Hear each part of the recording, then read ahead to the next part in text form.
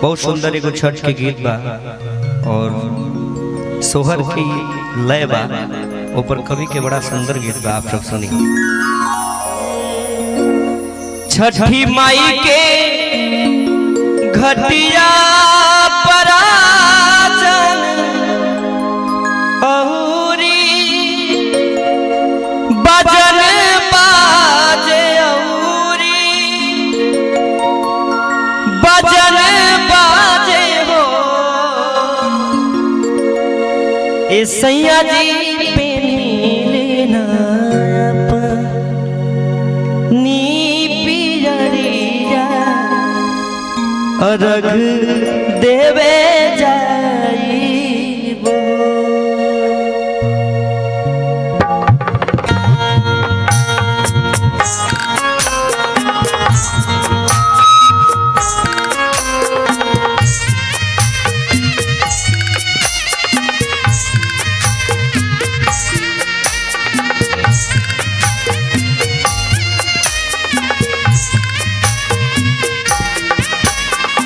छठी माई के घाटवा पराजन औरी बजन बाजे औरी बजन बाजे हो।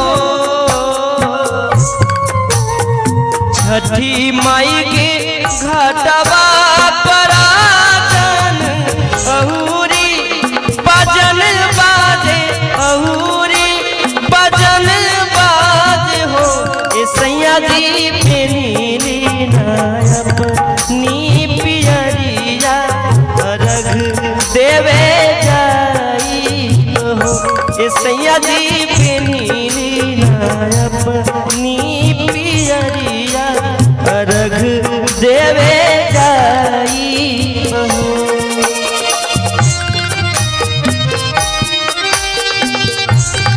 बोलिए छठी मैया की जय।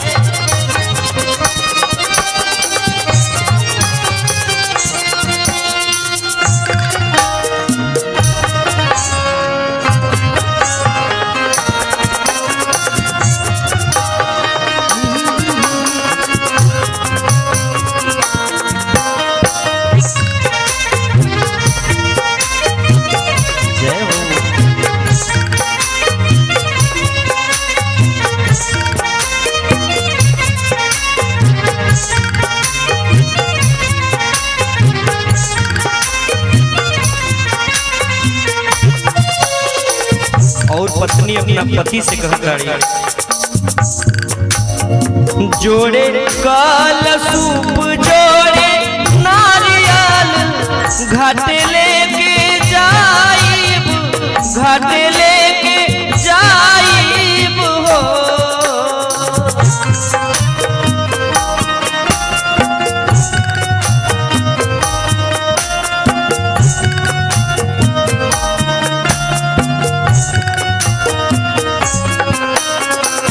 जोड़े कलसूप जोड़े नारियल घाट लेके जाइब घाट लेके जाइब हो। ए सैया जी छठी मैया ए सैया जी छठी मैया दी है आशीषवा ललन सुख पाइबो।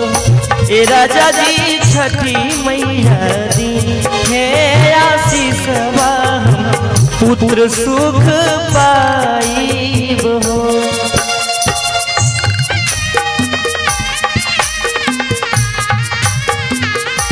जय हो।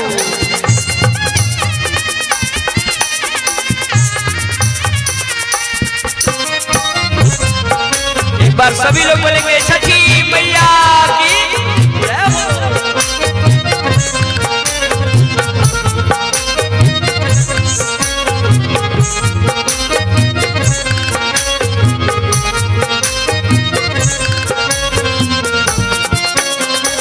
अंतिम में वो औरत के भाव अपना सैया से कहताड़ी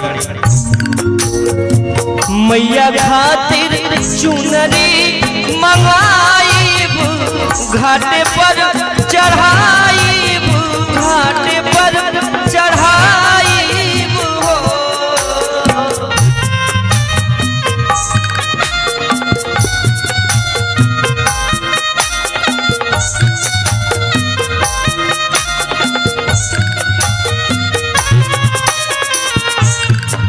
छठी मैया खातिर चुनरी मंगाईब, घटिया पर चढ़ाईब, घाटे हम चढ़ाईब हो। ए पियावा छठी मैया, ए सैया छठी मैया, अइहे अंगनावा रहिया बहारी।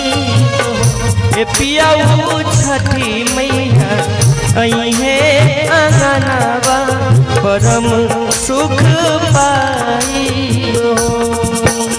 छठी माई के घटवा पर आजन अहुरी बजन बाजे, अहुरी बजन बाज हो।